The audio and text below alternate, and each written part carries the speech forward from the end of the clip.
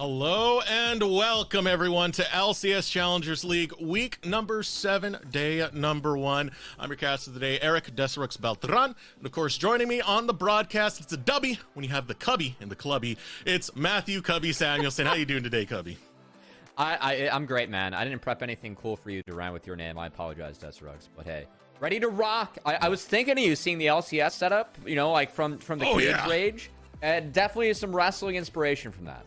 Oh yeah, cage matches, you know what? Hey, LCS, if you want someone to do the walk-ins for the cage matches once they really start fighting, this is your guy right here, man. But it's still a lot of fun to see. I know you're keeping up with the matches, with everything that was going on, Cubby. Any opinions before we get into NECL? Ooh, I think 100 Thieves looked rather nice in that last game. They rotated the Senna around really well. Curious to see if we can have some of the Sennas that I expect to see today do the same to maximize that early soul intake. And I think we got a couple good games today, Desirux, as a couple teams that, or a couple matches, I should say, between teams that are close in the standings, looking to either close the gap or avoid relegation, or maybe make sure that they can secure a 2-seed in playoffs. Going to be 2 good ones today. Yeah. A little disappointed there, Cubby. I thought you were going to, you live with Rafa. I thought we were going to bring up the Nidalees getting picked up, but that's okay. That's okay. Let's move on and get on with the day, shall we? I get enough in Italy either way, you know. Pulling up the standings right now, FlyQuest and Maryville still in that first place spot, as well as Supernova, who are secured for playoffs now. We're going to have more spots secured as we do go on. Any of these names pop out, Cody? I mean, if Fear wins today, that they are secure themselves for playoffs, and Fear pretty much already in there, but could compete for a better seed.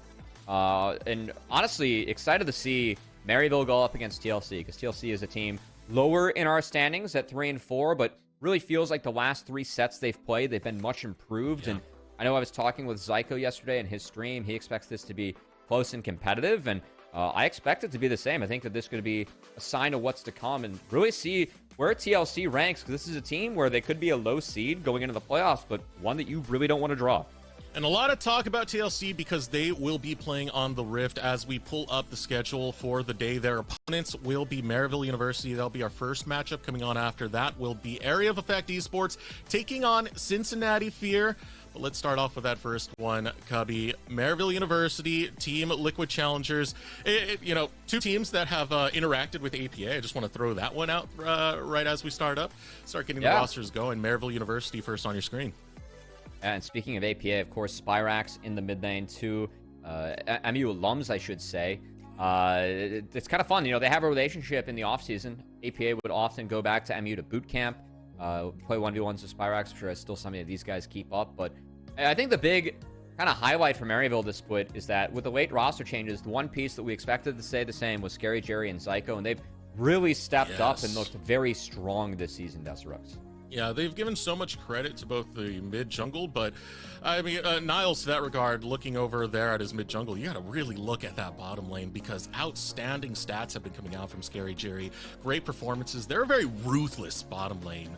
And taking a look at their opponents, it's going to be Team Liquid Honda Challengers. And this squad, Team Liquid, I mean, the start for them wasn't exactly the best, really. We had a lot of high expectations coming into the season, but now, as you were saying a little bit earlier, Cubby, they've started to turn it around, they've started improving, and now this could be a late season boom. Yeah, I think they've looked a lot better in the last couple of games. I know that at the start, like, talking with the team, they said, you know, incorporating Roamer, there was a bit of a language barrier, and that's clearly improved, but also, we just kind of saw, you know, this team playing not the same game of League of Legends. I think a lot of people on the team had different ideas how to play. It really feels like they've started to come together of late. I think since their loss against Supernova, I thought they played quite well in that series, and it's shown. They took down Fear 2-1 recently, and I know TLC will be trying to ride some of that momentum as they're going up against a team that has been riding all the momentum in the world until they dropped the FlyQuest Challengers, what was a very close best-of-3 in Maryville University. They get a piece at the other LCS affiliate today, and I know as the collegiate squad, it would mean a lot for them to take down an LCS affiliate here. Taking them both down. But for Team Liquid, I mean, the improvements that they've been able to find, it's something that's kind of in the history of Team Liquid. Remember the original roster of Team Liquid Academy, what we got back in, what was it, 22?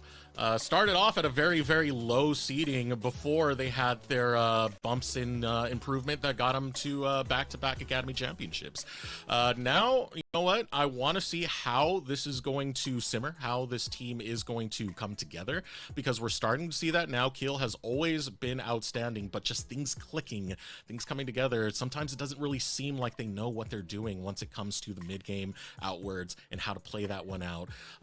As this comes forward, this is going to be a really big test for Team Liquid. If they want to prove they can still be at the very top when it comes to the challenger scene, beating a team like Maryville, who has been dominating, is definitely the first step. And it's something that, again, going into this matchup, I expect this to be closer than what the standings show. I think TLC has been much improved. Maryville definitely respects TLC as a squad. And I'm curious, diving into the draft, I mean, both these teams really like to play early game and focus on that part of the game. I think Maryville, they've tweeted out, like, you know, we play to fight, we play to kill, and, like, that's how we're going to play out the game. It means that you're starting to play from level 1. I think both these teams really look at the game through that lens, and I expect to see two very strong early game drafts coming out from both these teams throughout this series. And to me, one of the more exciting things is going to be the matchup that's going to take place in the bottom lane. We've already talked about Scary Jerry. He's one of the most improved players on 2024 so far. I mean, the guy ended week 6 with a 9.4 KDA and is still dominating in so many other stats. But he's going against a lane that's also shown that same level of growth, just at a different time. More specifically, Kim Down, who came in as a rookie last year and showed phenomenal leaps and bounds in the ability to play with Team Liquid and open up his play style. I think it sets up a pretty good matchup for the bottom lane. Yeah, I mean, if we think about last year, like if we did have a most improved player award, I feel like throughout the split, the 2 splits that we saw Kim Down, he would have gotten that in the summer. And for Scary Jerry, like based on what we saw from him in summer last year to this year, I think he's really stepped up his play. I actually talked to Scary Jerry about that because I made a tweet at one point that was like, hey, you know, Scary Jerry and Zyko have really leveled up. A lot of credit to them, their form. And Scary Jerry was kind of like, you know, he's like, yeah, like, I don't know if I'm most improved. And I really took that from the perspective of, like, he's always just believed in himself. And I talked to him, and he's like, hey, you know, my last semester, I had a lot of self-doubt. It was pretty rough on me mentally. I feel like I have a better approach to the game with Zyko, my teammate, this time. I realized that, you know, there were issues that we had, and I had to, you know, kind of drop ego and make sure that our synergy was good to go. And, hey, props to him. I mean, he's leading the league in goal to 15. They are 2v2ing, like, every game. It feels like they are getting kills in lane or getting a lead in lane. And I think that he's been a really big part of why MU's been so good this split. And this is why it makes it a very interesting matchup in the bottom lane for me. Spawn was known as to be more of the team fighter. Last year, he started to kind of swing away from that to go into a more aggressive style. So he was looking to diversify as well. And going into Scary Jerry, who's been, I would say, the most aggressive bot lane marksman alongside Zyko by far. I mean, it puts an interesting matchup in terms of a stylistic approach. Yeah, and I mean, looking at bot lane, I expect aggression, and we see a lot of the marksmen being taken off the board right away, as it's going to be no Senna, Ashe, Callista, or Varus already.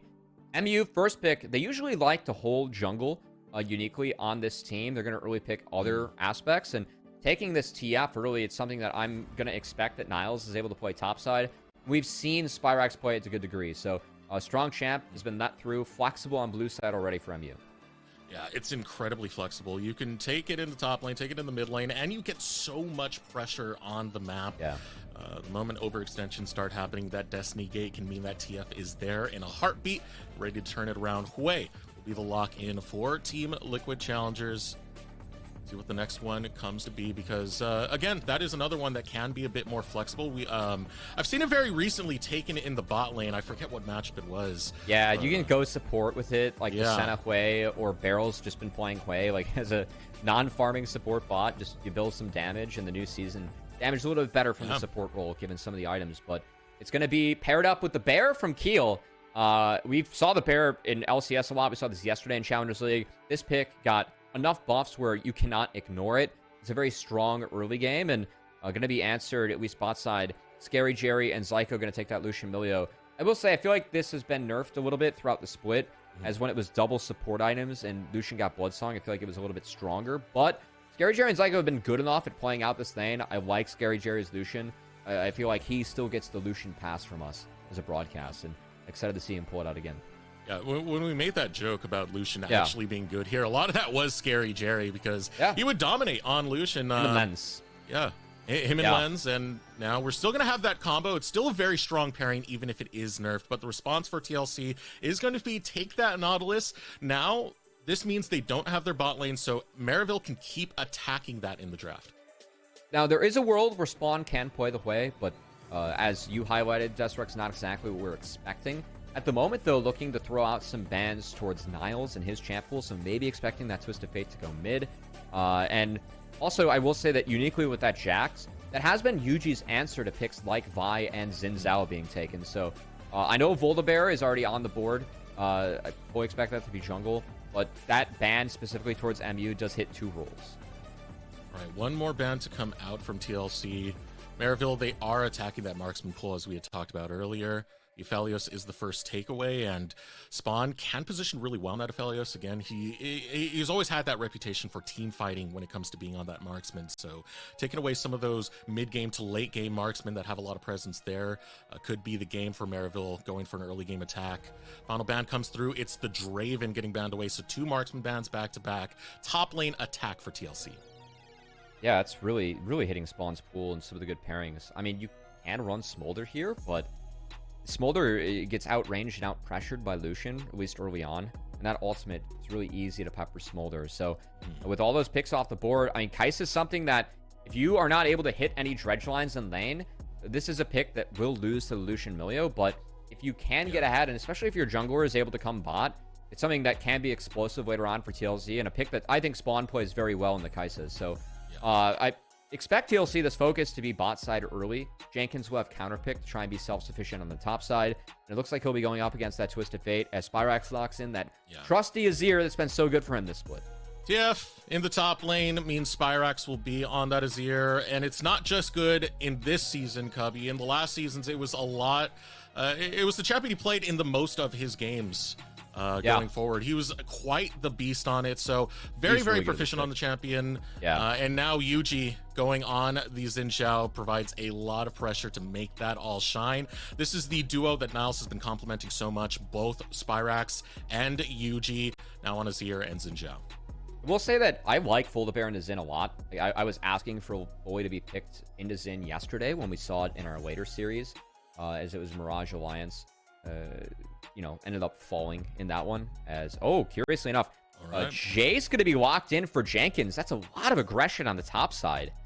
I mean, this really does throw a wrench into the plan, because now, if you're TLC, like, I look at bot lane, I'm like, man, I got to help the Kai'Sa Nautilus, right? If they get jungle help, there's a lot of gank assists, we can pressure the Lucian Milio, but now on the top side, Jace against TF's a rather volatile matchup, and if you attack the TF, you are attacking the global on MU. So I think Keel's going to have a lot to balance this game. He has options and a very strong early clear with the Volibear. Curious to see how he uses it and what TLC decides to prioritize. That could be a really good place to attack. Keep in mind, you don't have mobility on Twisted Fate. The only thing you're hoping to get you out of a gank is pretty much a gold card. And if they don't have CC, maybe you Destiny Gate out.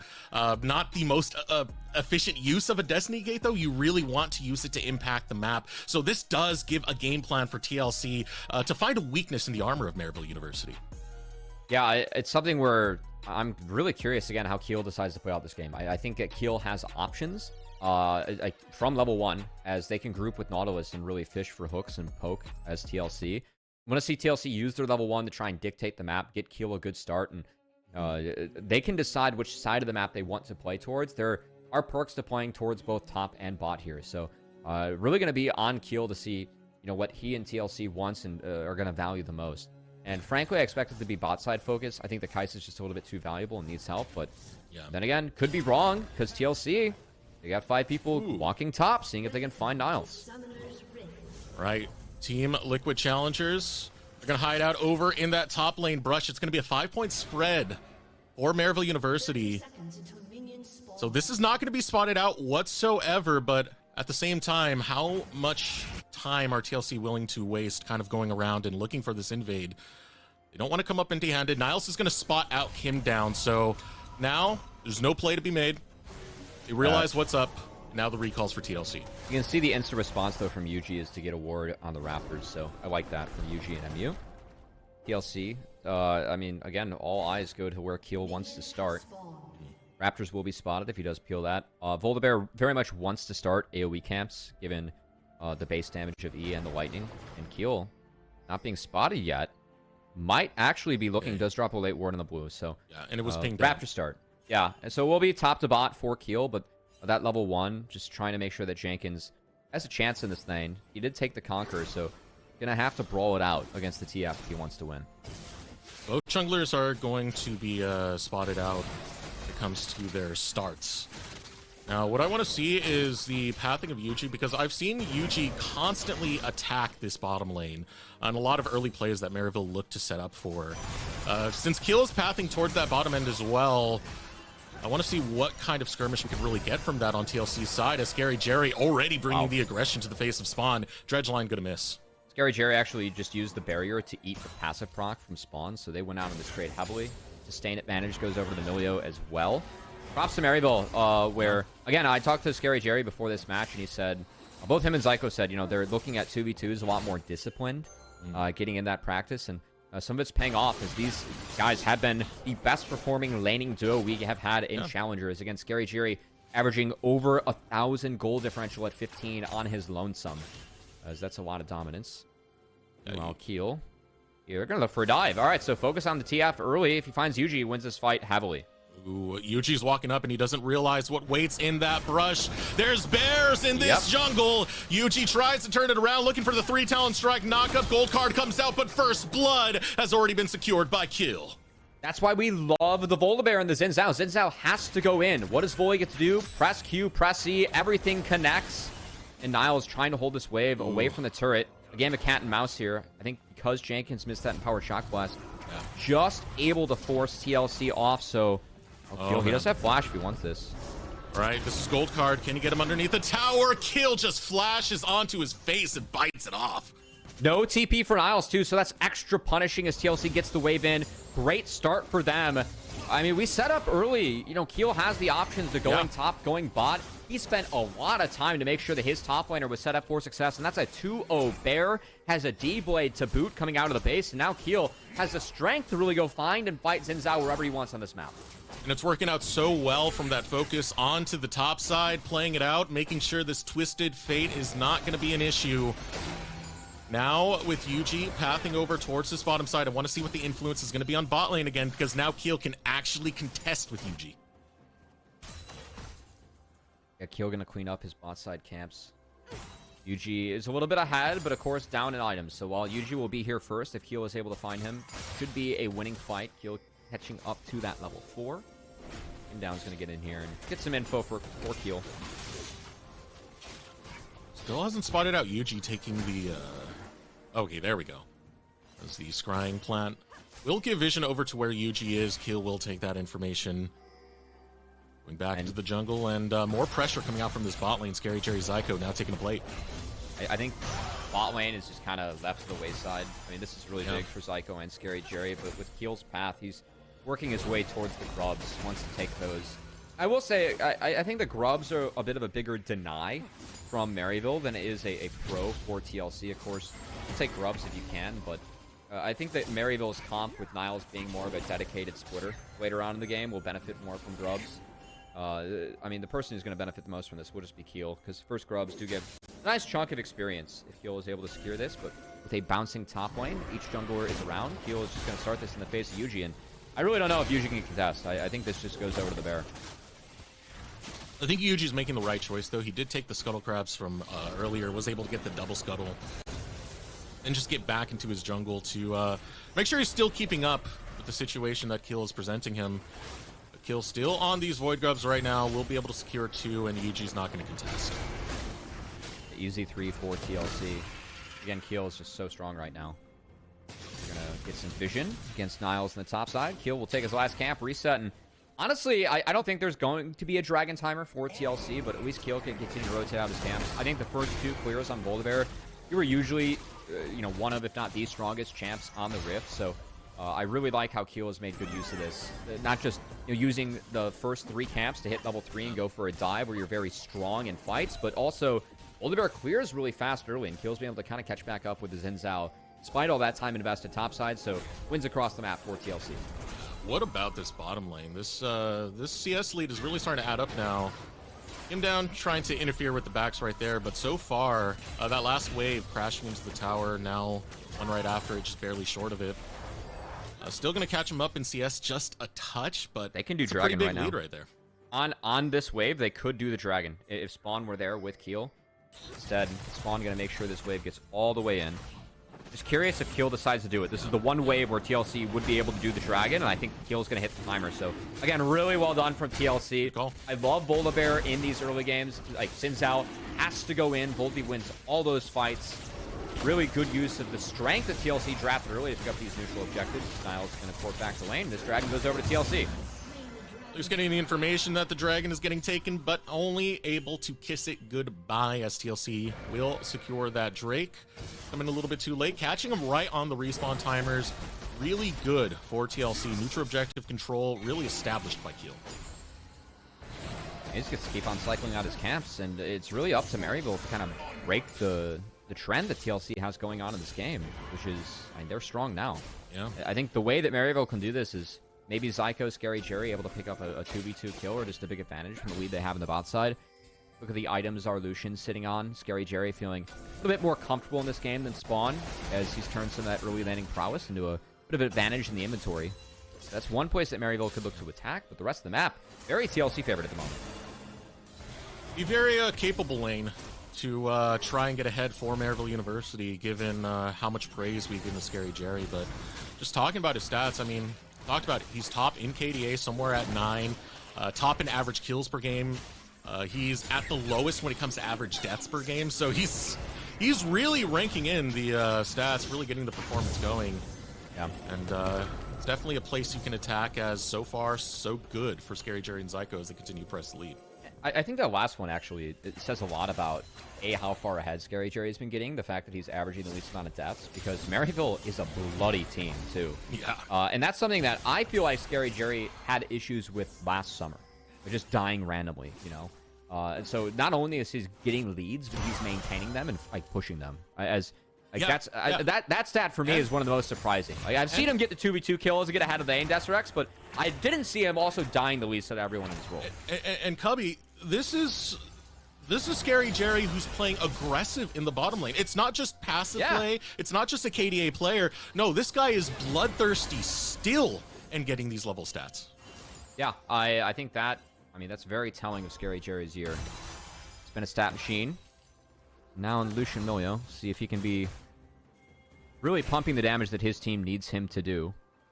As it looks like he's going for potentially a Kraken Slayer first. I think given the front line of Volibear Nautilus and Kaisa has to jump in, you will be autoing quite a bit this game as Scary Jerry, so I think I like that build. Spyrex is going to get feared up by the way. We haven't talked about mid too much, but Roamer's doing a decent job of just making sure things are pushed in. And Spyrex is going for that tanky Azir build that we have seen kind of cropping up in the LPL. We saw it. Jojo play it today. We've seen Young and Darklings play it in an ACL. Spyrex going to have to burn a flash, get out of the combo from Keel and Roamer. First time Spyrex is playing it. Curious to see what he ends up going with second. You have a couple options, as it's going to be Yandere into either Frozen Heart or Riftmaker. Pressure coming out from Yuji over in the bottom lane, and there was pings from TLC the moment they saw that to go straight to the grubs. This would be a 6 grub spawn for Keel right now as he's headed in that direction. Actually is. Yeah. Not much response here. The wave is really hard pushed in from Jenkins over on this top side. Yuji will be a tad late trying to handle the situation as Keel starts posturing up towards this top side. Niles looking to get some vision. Yeah, Roamer also burned his TP mid on this wave right when it became empowered to just ensure that mid priority is in the hands of TLC, and 6 grubs now in the hands of Keel and the rest of his squad. It's going to be a lot of pressure now, and you could be under as TLC have a couple more minutes to really try and play for some plates, something that Volibear does quite well. Okay, here we go. Destiny Gate coming out. Mid lane's going to be the target. They're going after Roamer. Roamer's looking to get away. He does not have flash. He doesn't have a way out. Niles will grab the kill. Nice look from Niles. Niles is definitely a top laner that is very willing to drop waves to make plays elsewhere. But when you're going up against a 6 grub Jace, 30 plates falling, they're going to look for more. Waiting in that bush once again. Patience.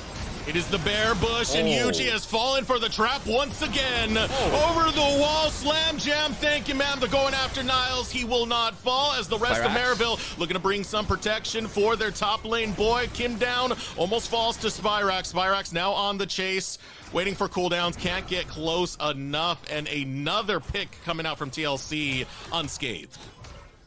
Man, I mean, I didn't know that the bear returns to the scene of the crime, as both deaths from Yuji have been in that brush. Walking in, and Keel just mauls him down. Really good turn there on a trap, still being laid by Jenkins as Keel's wrapping back around. Going right after Spyrax. He doesn't have the Emperor's Divide this time, as well as his flash being down, so Spyrax has to be very careful where he positions himself.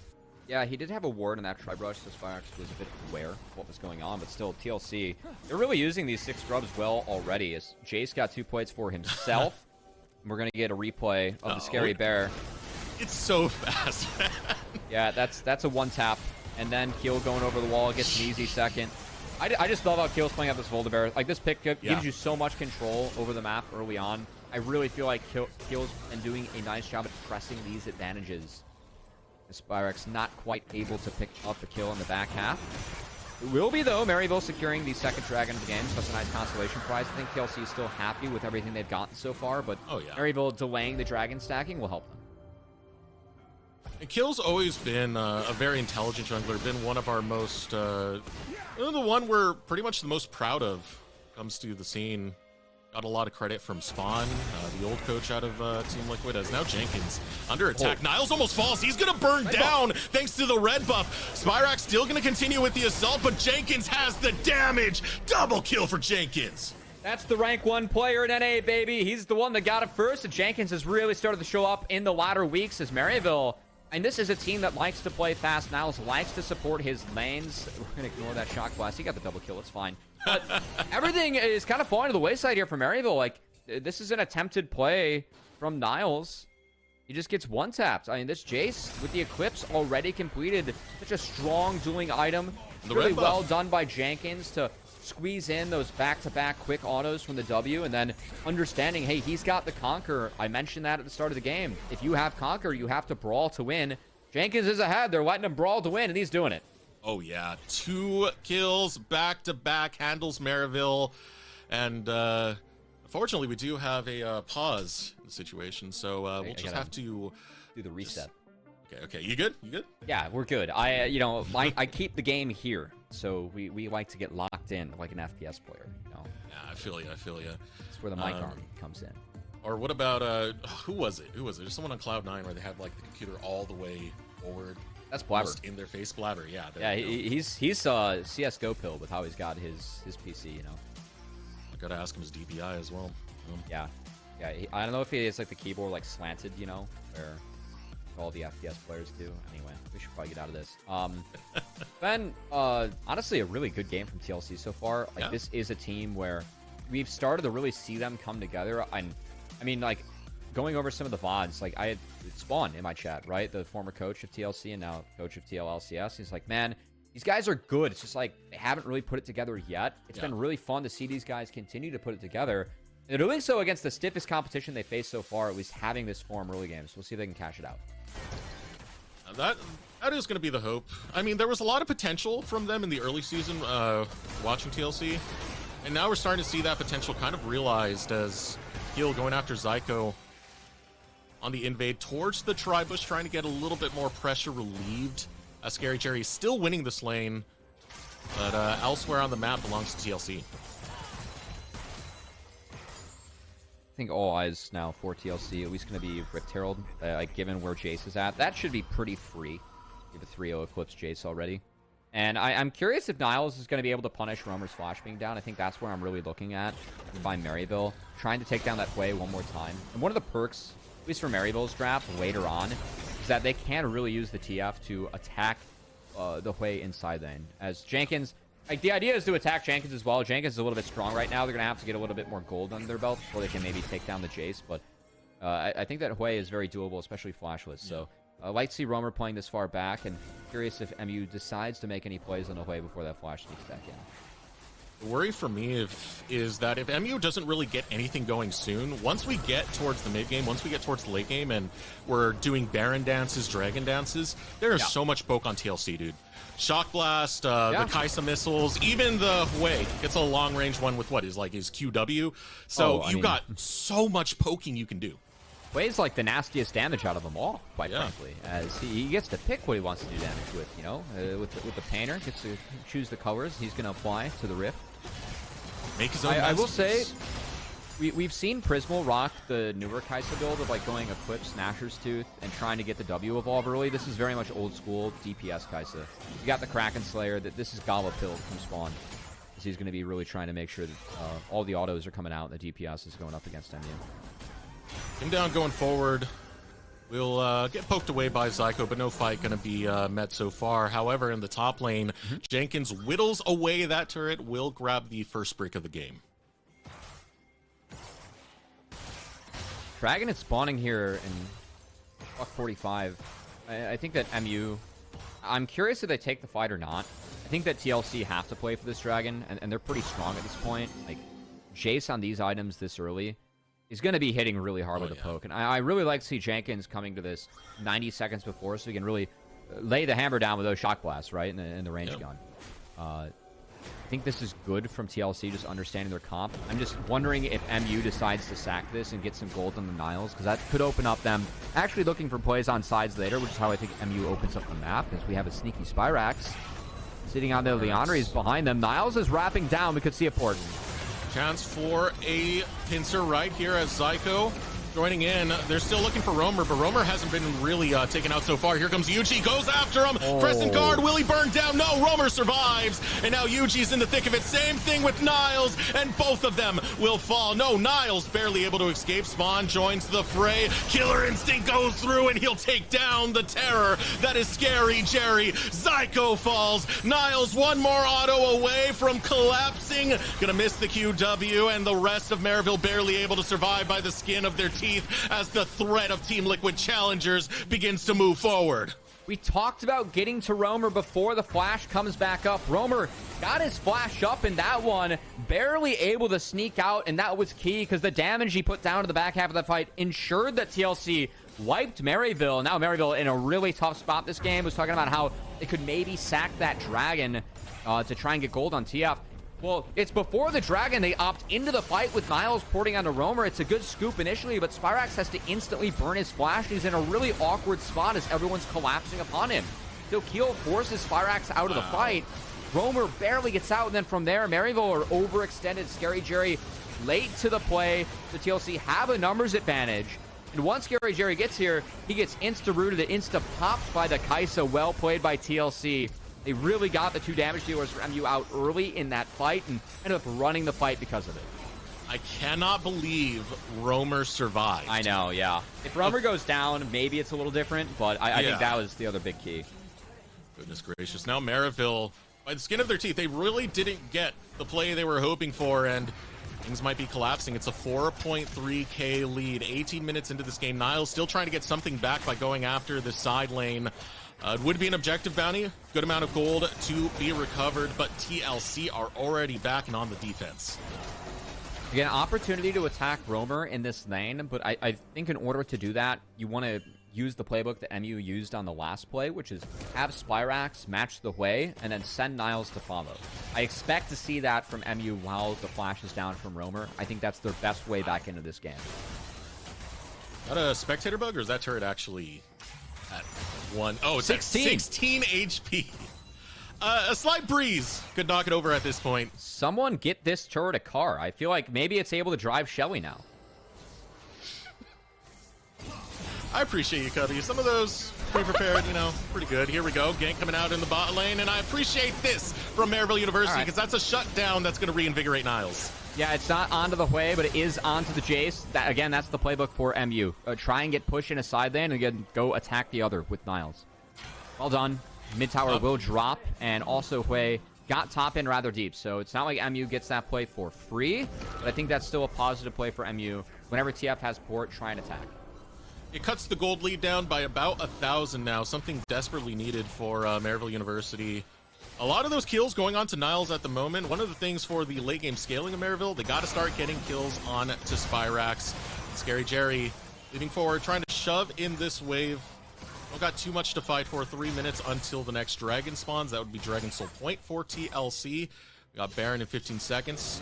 That's something that we also have to keep in mind. There's so much auto-attacking for Maryville University where if TLC don't play their cards right, it could be Maryville sneaking a Baron quite quickly. I like how you're saying that TLC don't play their cards right when it's TF on the other side. That's clever. I will say, at least relating to auto-attackers, Deserux, we do have double Frozen Heart coming in. So it is the Frozen Heart second on the Azir with Grass. Again, a lot of the theory for this, for like people at home, is that with the change they have to runes, you can run double scaling health runes, and then every Grass proc, you're getting 7 health.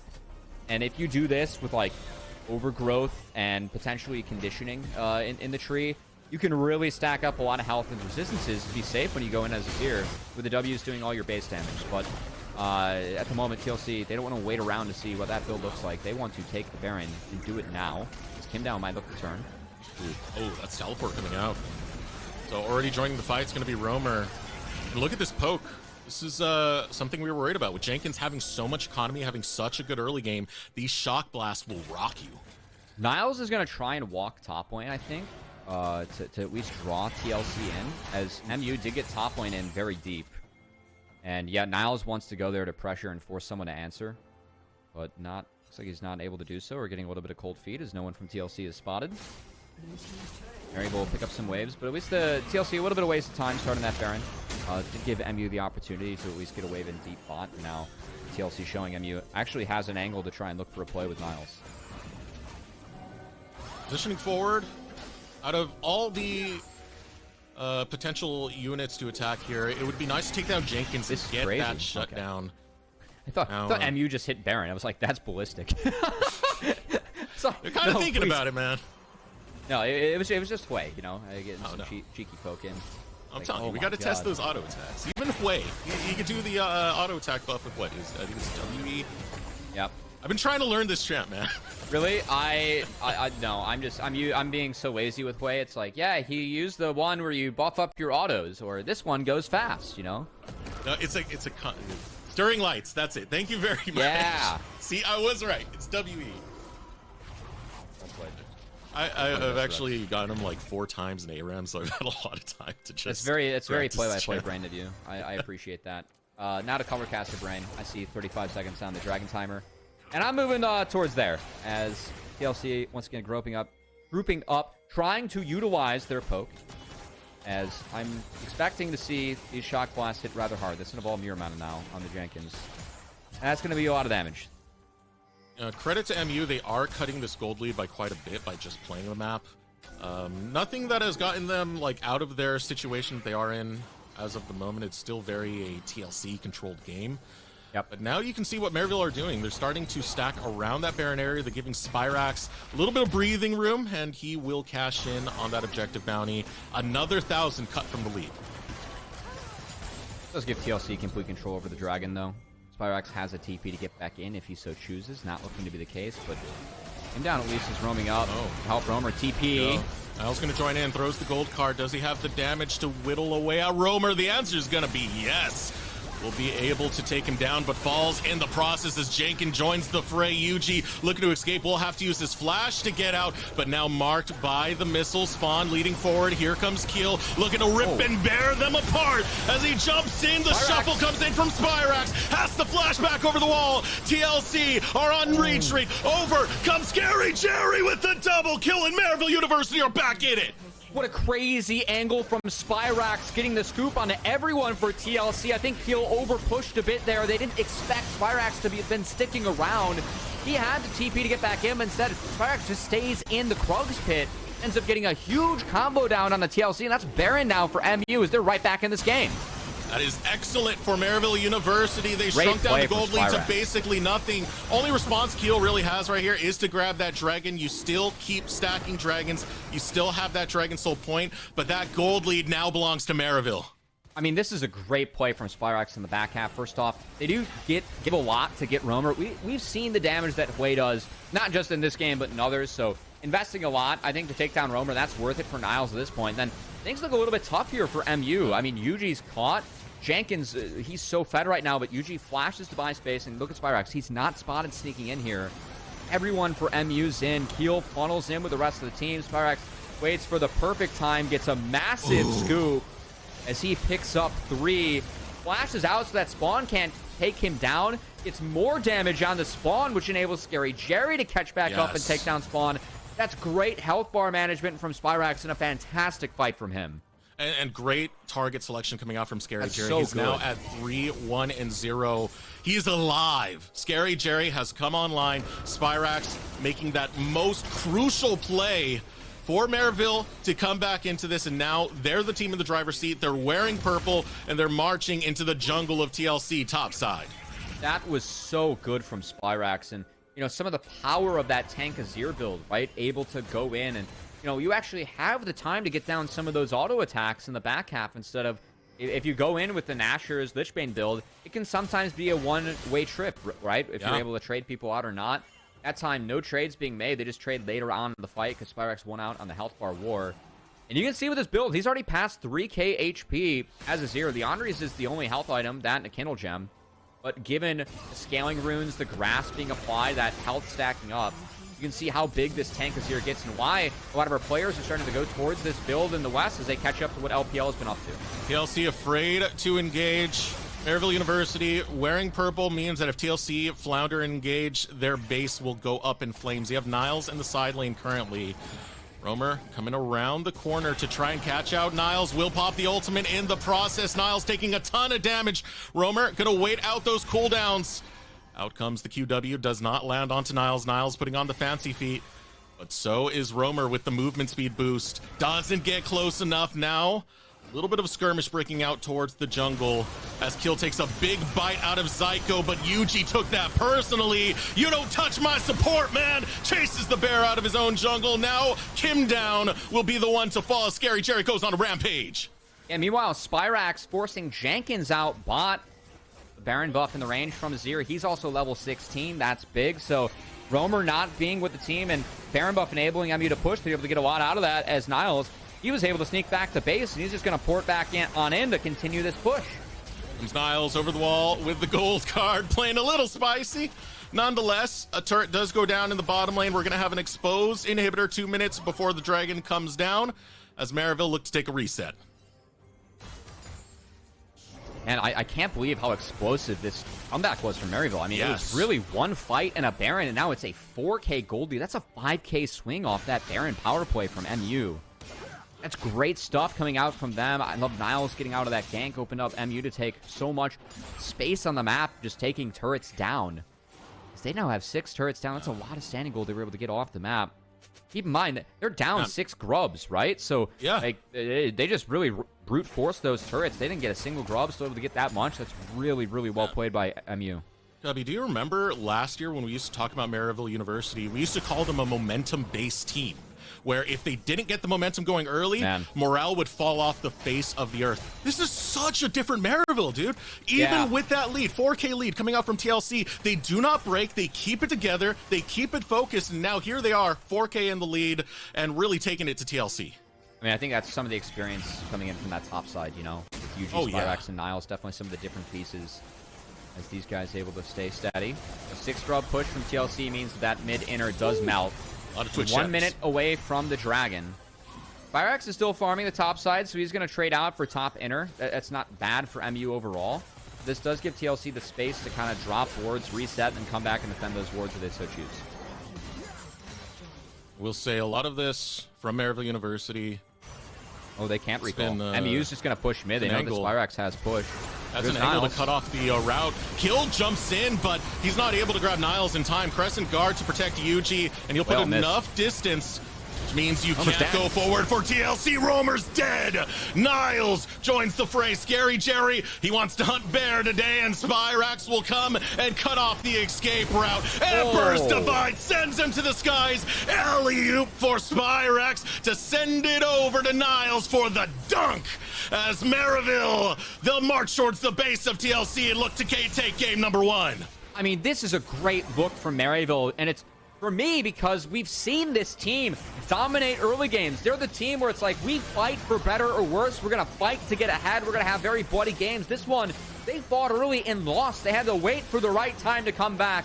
But man, Spyrax on this Azir, it remains just such a big pick for him. I think it says a lot that his former team in FlyQuest Challengers did everything they could in that best of 3 to deny it.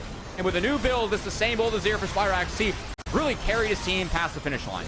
Last stand for kill, but I'm not sure how much longer he can stand. 2 more members of TLC go down, and the comeback is done for Maryville University. What a performance, what a display of composure. They'll take game number 1 of this best of 3. Wow, I mean, that's a great look for MU, and kind of a heartbreaker for TLC. They got everything they wanted in that early game. The Boulder Bear picked up early objectives, early kills. They set the Zinzao behind. They got Twisted Fate behind, and then just one big Shurima shuffle coming in from Spyrax on this Azir. Really threw away everything that TLC was looking for as they just overextended once. The entire game got turned on its head. MU, if you get ahead with that comp, you can see how quick they were able to push and finish out that game. And really good look from MU to make sure that, like, hey, we didn't get the early game that we're used to or that we wanted, but we were still able to come back and fight just playing as a team. That's a scary team come best of 5s, and MU doing more and more to ensure that they are a top team in this league. And the amount of pressure TLC did put over towards that top side to set it was back significant. Niles. And he ends on an 8-3-3 on top of that, showing you how much Niles is willing to just leave that lane, let it all fall apart, but raise the rest of his squad. Of course, Spyrax, definitely the star of that last match. We're going to take a moment to throw it over to a break. When we return, we'll have game number 2 of Maryville University versus Team Liquid Challengers. They said it couldn't be done. They said the world would never accept a cookie this long. Or a churro, and probably not a pretzel either. They also said, under no circumstances should those really long and delicious treats be wildly affordable. To which we said, but we already made them. And they are. Introducing the incredible new foot-long sidekicks. Get one at Subway today. Welcome to the 2024 spring split of the LCS Challengers League. This spring will feature 10 teams competing in a single round-robin best-of-3 format, and for the first time ever, we'll be implementing Fearless Drafts. If you're not familiar, Fearless Draft adds a new twist to pick and ban. Once a champion is picked by a team in the series, it cannot be picked by them again. So if Team A drafts Teemo in Game 1, they cannot play Teemo for the rest of the series. Team B could pick Teemo in Game 2, but then wouldn't be able to play him in Game 3. And like LCS, all games will be played on the live patch, so you can take what you see from the games and try them out on your own. The top 8 teams from our regular season advance to the NACL playoffs, which will feature a double elimination bracket with a mix of best of 3 and best of 5 matches. Alongside the NACL are 2 qualifier tournaments, which will also feature Fearless Drafts on the live patch. The bottom 2 teams from the NACL regular season will compete against the top 4 teams from the qualifiers in a promotion tournament, battling in a double elimination bracket to qualify into the NACL in summer 2024. All LCS Challengers League games and coverage will be available on twitch.tv/LCS_Challengers, with matches starting right after the LCS. And as a reminder, with team revenue shares, every sub in Twitch Prime directly supports the teams and players. Another split of Challengers League begins right now, and we can't wait to see you there.